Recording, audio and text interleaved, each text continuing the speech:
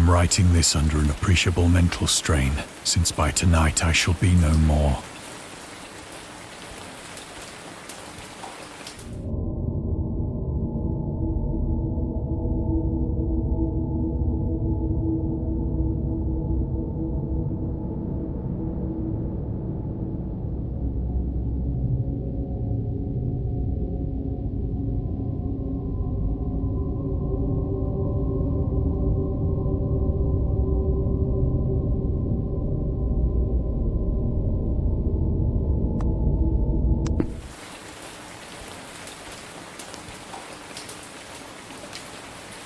Penniless, and at the end of my supply of the drug which alone makes life endurable, I can bear the torture no longer, and shall cast myself from this garret window into the squalid street below.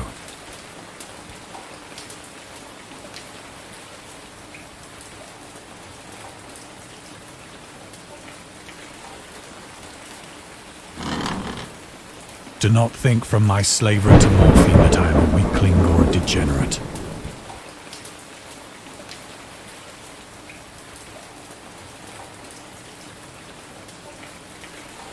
When you have read these hastily scrawled pages, you may guess, though never fully realize, why it is that I must have forgetfulness or death.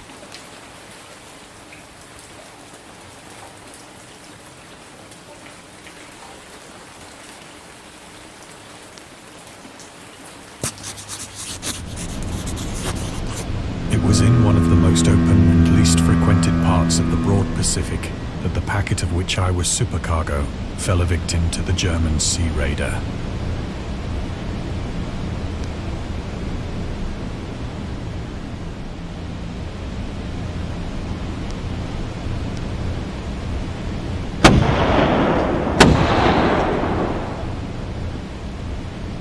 The Great War was then at its very beginning, and the ocean forces of the Hun had not completely sunk to their later degradation, so that our vessel was made a legitimate prize, whilst we of her crew were treated with all the fairness and consideration due us as naval prisoners.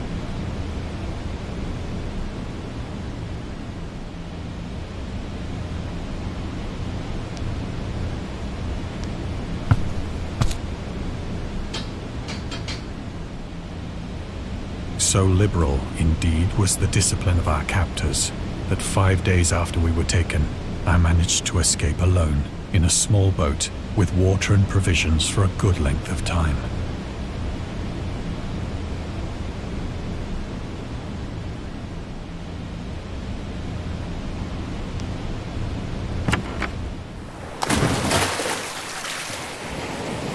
When I finally found myself adrift and free, I had but little idea of my surroundings.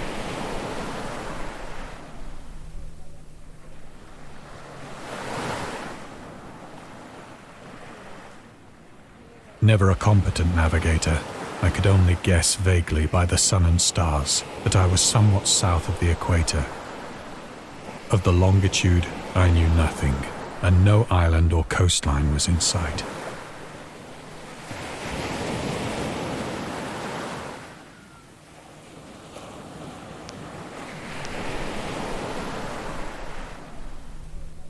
The weather kept fair, and for uncounted days I drifted aimlessly beneath the scorching sun, waiting either for some passing ship or to be cast on the shores of some habitable land.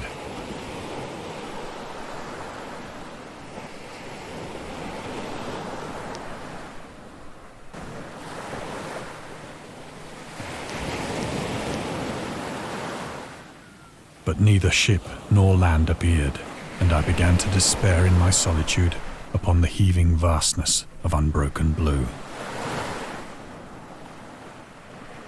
The change happened whilst I slept. Its details I shall never know, for my slumber, though troubled and dream-infested, was continuous.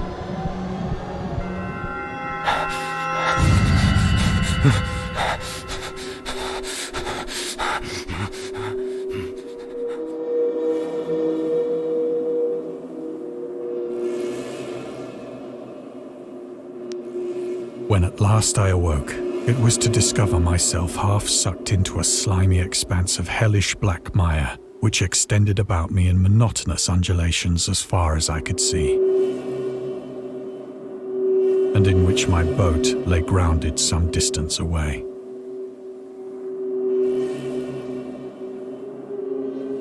Though one might well imagine that my first sensation would be of wonder at so prodigious and unexpected a transformation of scenery, I was in reality more horrified than astonished.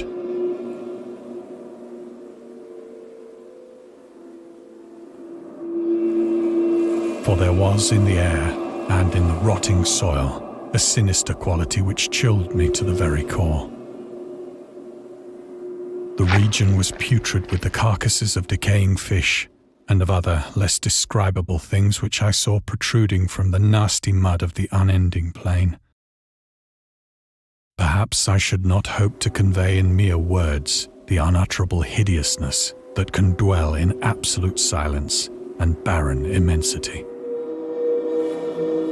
There was nothing within hearing and nothing in sight save a vast reach of black slime. Yet the very completeness of the stillness and the homogeneity of the landscape oppressed me with a nauseating fear.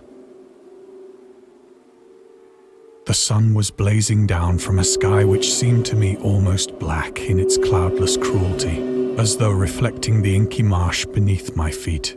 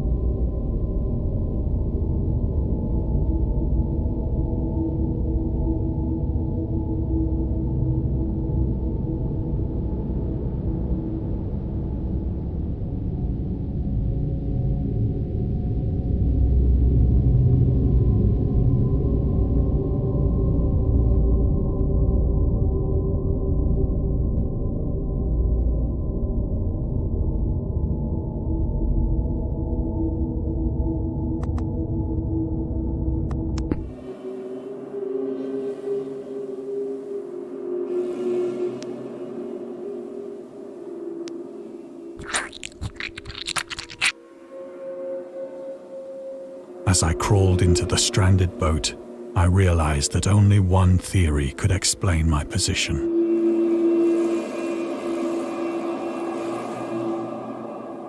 Through some unprecedented volcanic upheaval, a portion of the ocean floor must have been thrown to the surface, exposing regions for which innumerable millions of years had lain hidden under unfathomable watery depths.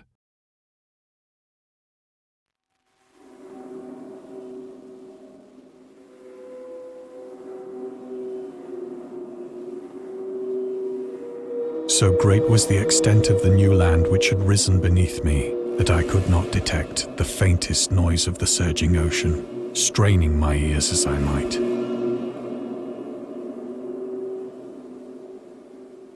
Nor were there any seafowl to prey upon the dead things.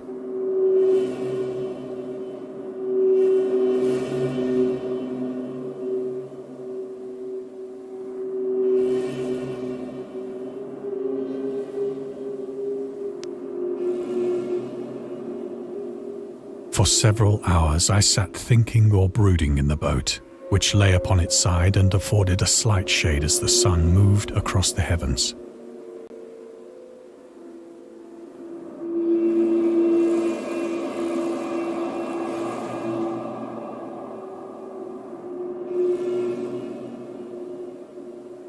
As the day progressed, the ground lost some of its stickiness and seemed likely to dry sufficiently for traveling purposes in a short time.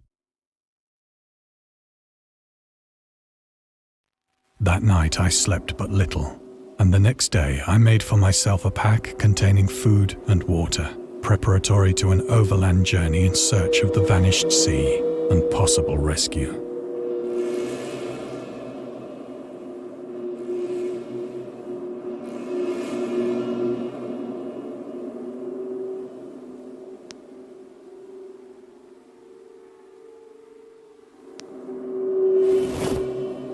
On the third morning, I found the soil dry enough to walk upon with ease. The odor of the fish was maddening, but I was too much concerned with graver things to mind so slight an evil, and set out boldly for an unknown goal.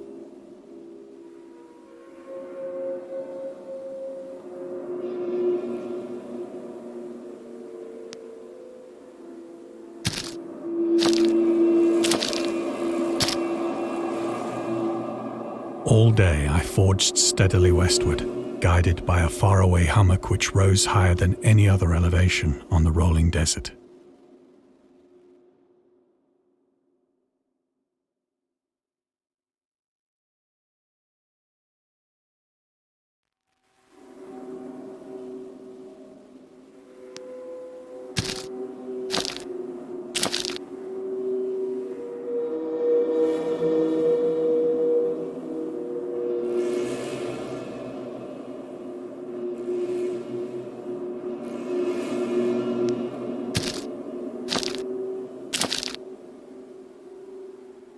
That night, I encamped, and on the following day still travelled toward the hummock, though that object seemed scarcely nearer than when I had first espied it.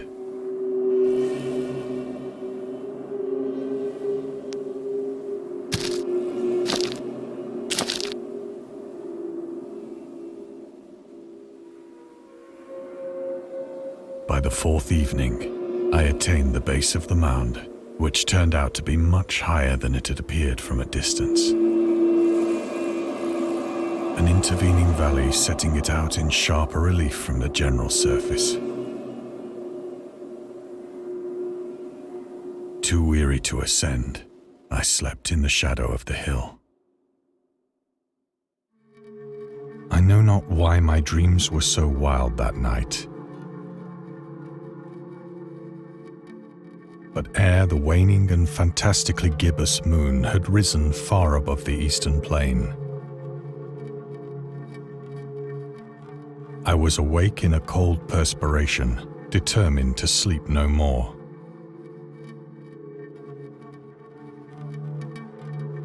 Such visions as I had experienced were too much for me to endure again. And in the glow of the moon I saw how unwise I had been to travel by day. Without the glare of the parching sun, my journey would have cost me less energy. Indeed, I now felt quite able to perform the ascent which had deterred me at sunset. Picking up my pack, I started for the crest of the eminence.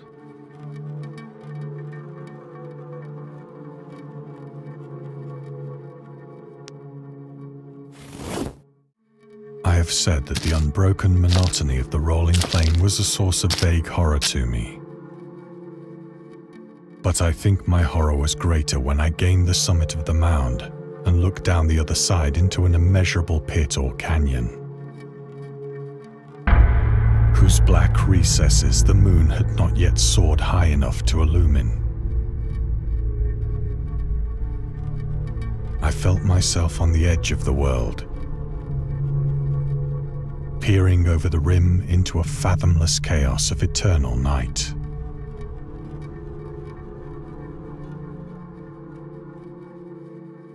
Through my terror ran curious reminiscences of Paradise Lost, and of Satan's hideous climb through the unfashioned realms of darkness. As the moon climbed higher in the sky, I began to see that the slopes of the valley were not quite so perpendicular as I had imagined.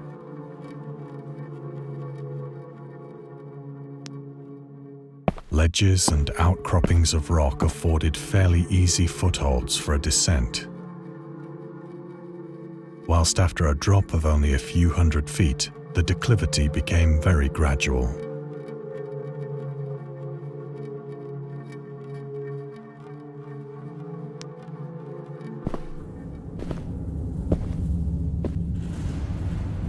Urged on by an impulse which I cannot definitely analyze, I scrambled with difficulty down the rocks and stood on the gentler slope beneath, gazing into the Stygian deeps where no light had yet penetrated.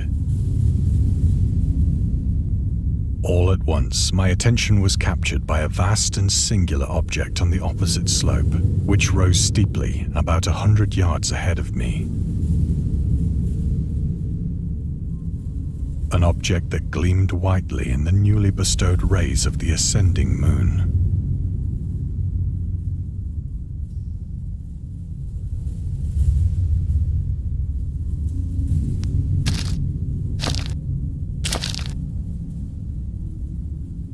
That it was merely a gigantic piece of stone, I soon assured myself. But I was conscious of a distinct impression that its contour and position were not altogether the work of nature. A closer scrutiny filled me with sensations I cannot express. For despite its enormous magnitude, and its position in an abyss which had yawned at the bottom of the sea since the world was young, I perceived beyond a doubt that the strange object was a well-shaped monolith, whose massive bulk had known the workmanship and perhaps the worship of living and thinking creatures. Dazed and frightened, yet not without a certain thrill of the scientist's or archaeologist's delight, I examined my surroundings more closely.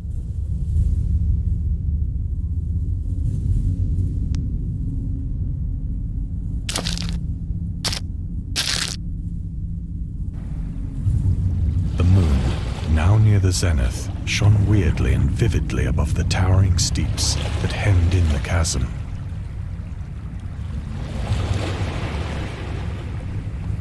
And revealed the fact that a far-flung body of water flowed at the bottom, winding out of sight in both directions and almost lapping my feet as I stood on the slope. Across the chasm, the wavelets washed the base of the cyclopean monolith, on whose surface I could now trace both inscriptions and crude sculptures.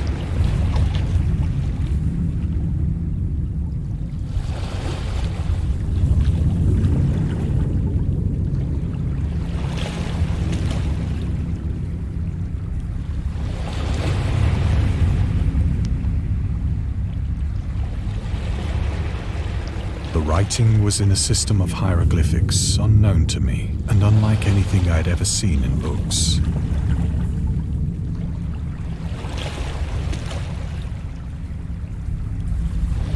Consisting for the most part of conventionalized aquatic symbols such as fishes, eels, octopi, crustaceans, mollusks, whales, and the like. Several characters obviously represented marine things which are unknown to the modern world, but whose decomposing forms I had observed on the ocean-risen plain. It was the pictorial carving, however, that did most to hold me spellbound.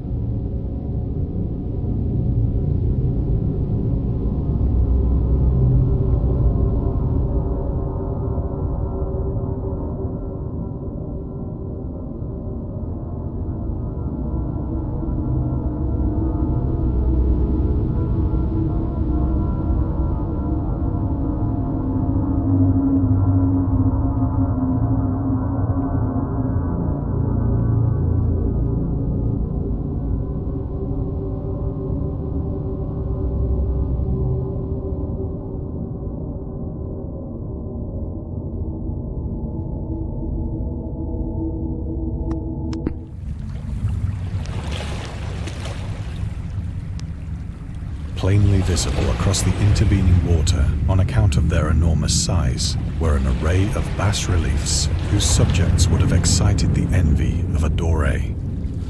I think that these things were supposed to depict men, at least a certain sort of men, though the creatures were shown disporting like fishes in the waters of some marine grotto, or paying homage at some monolithic shrine which appeared to be under the waves as well. Of their faces and forms I dare not speak in detail, for the mere remembrance makes me grow faint. Grotesque beyond the imagination of a Poe or a Bulwer. They were damnably human in general outline, despite webbed hands and feet, shockingly wide and flabby lips, glassy, bulging eyes, and other features less pleasant to recall. Curiously enough, they seem to have been chiseled badly out of proportion with their scenic background. For one of the creatures was shown in the act of killing a whale, represented as but little larger than himself. I remarked, as I say, their grotesqueness and strange size, but in a moment decided that they were merely the imaginary gods of some primitive fishing or seafaring tribe. Some tribe whose last descendant had perished eras before the first ancestor of the Piltdown or Neanderthal man was born.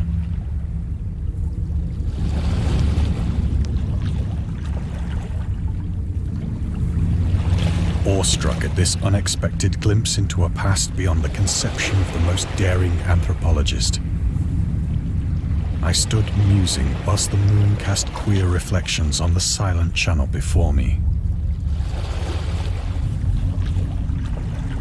Then, suddenly, I saw it.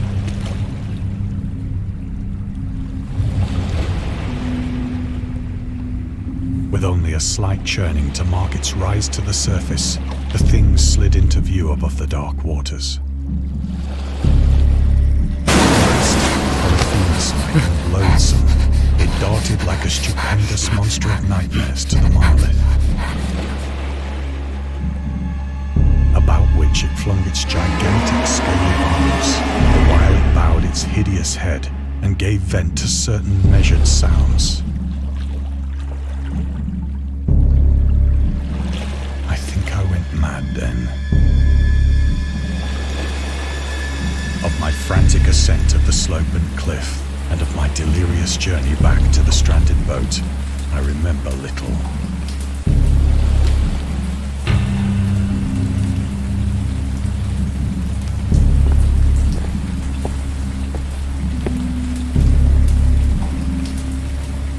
I sang a great deal and laughed oddly when I was unable to sing.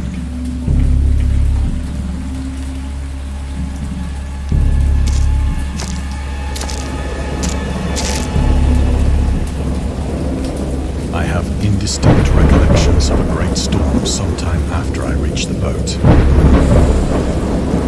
At any rate, I know that I heard pearls of thunder and other tones which nature utters only in her wildest moods.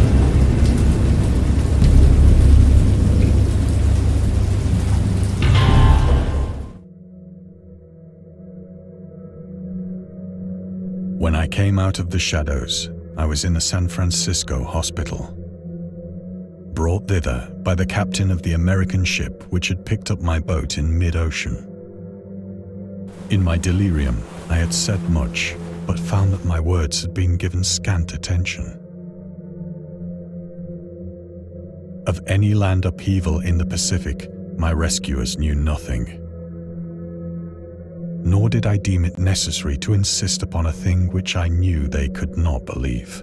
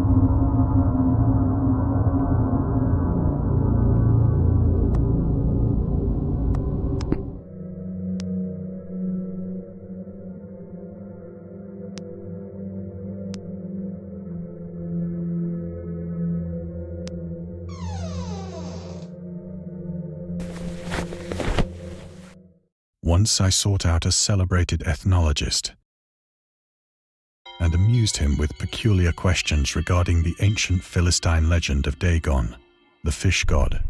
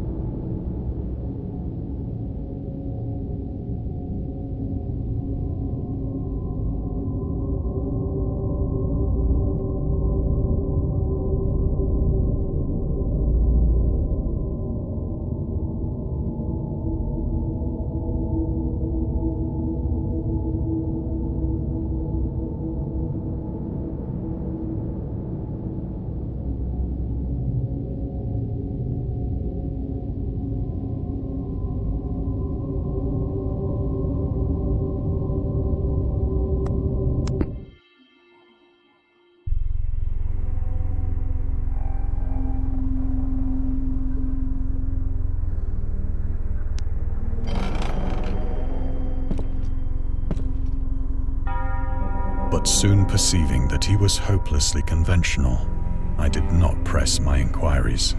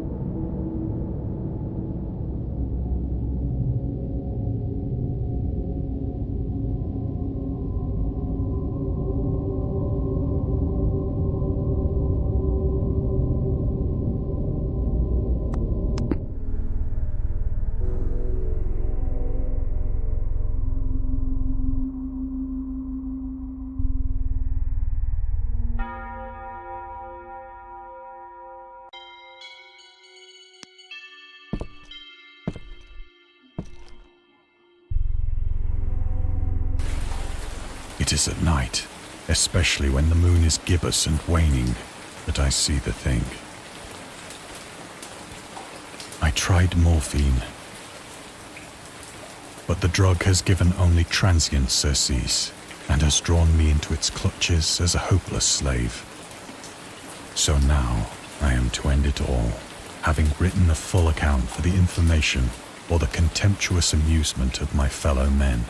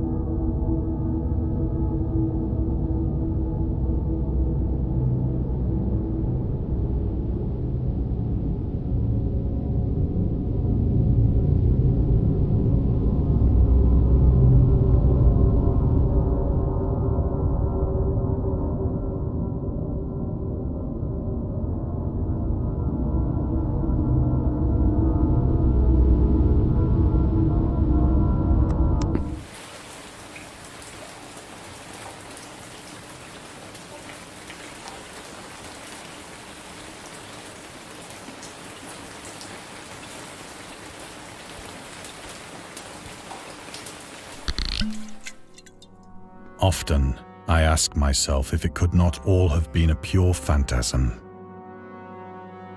A mere freak of fever as I lay sun-stricken and raving in the open boat after my escape from the German man of war. This I ask myself, but ever does there come before me a hideously vivid vision in reply. I cannot think of the deep sea without shuddering at the nameless things that may at this very moment be crawling and floundering on its slimy bed,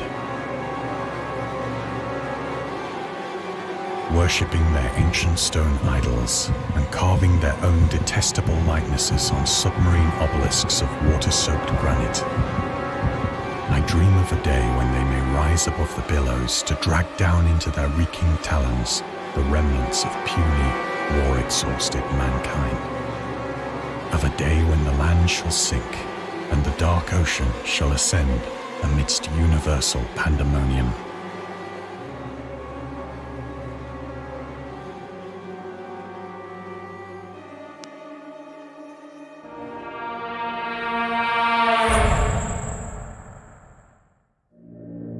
The end is near.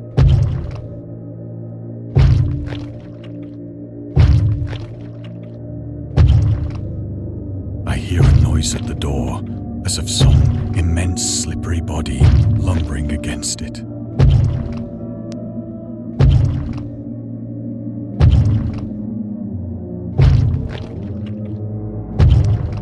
It shall not find me.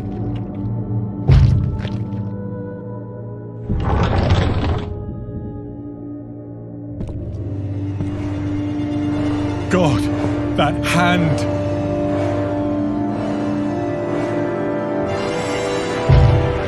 The window! The window!